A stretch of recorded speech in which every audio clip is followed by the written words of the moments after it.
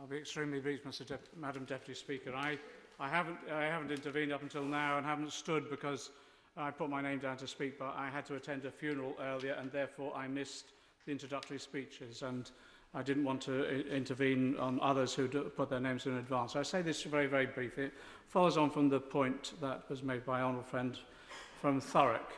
There's an hour and 10 minutes of this debate left, and to be frank to the government, whatever the vote tonight, this inquiry now is in disarray, because if it can't command the cross-party support of this House, it will not command the support of the people outside.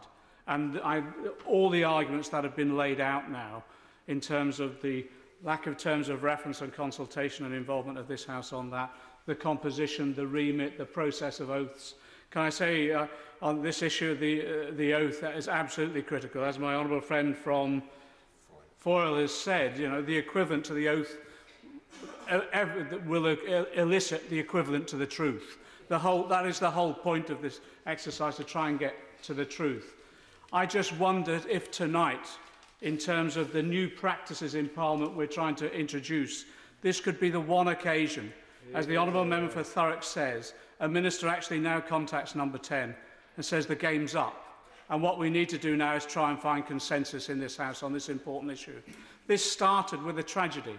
I voted against the war, and it was one of the most heart-rending debates we had, because every Prime Minister's question time since then, we've had a Prime Minister get up and announce the fallen, either in Iraq or then I think the Iraq war actually led to the climate that enabled this government to go into Afghanistan itself. And now, from a tragedy, we're going into farce, absolute farce.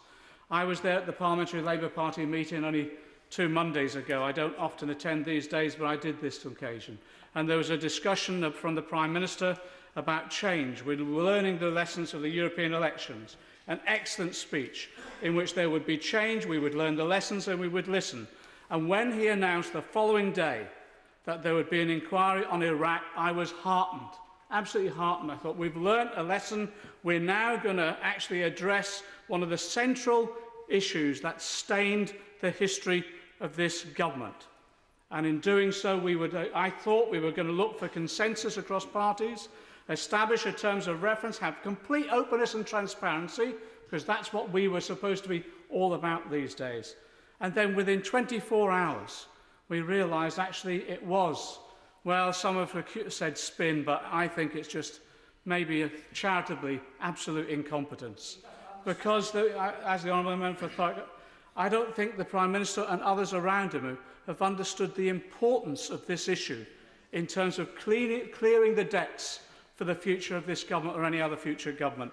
Because if we cannot address the central question about whether this House and the country were misled by individuals, and if we cannot address that so that we can expose what went on, learn the lessons and move forward, I don't think, to be honest, as I say, we've cleaned the record of this government or be able, I think, to stand as a government in the future making these such consequential decisions about life and death in the future.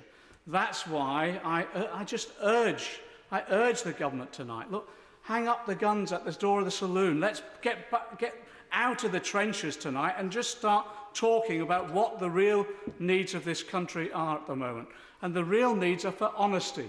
And to be frank, I follow the honourable member for Bethnal Green. We need an inquiry which brings forward the truth, no matter what the consequences. Because many of my constituents feel this was a war crime, feel that there was an act of criminality involved here.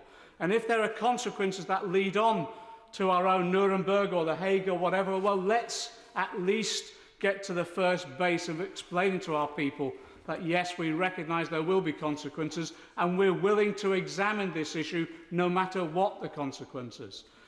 I think this issue tonight is absolutely fundamental to, as people have said, not just on the issue of war, but also fundamental to the standing of Parliament again. If we are going to restore any credibility whatsoever, this is one of the key issues that we must address.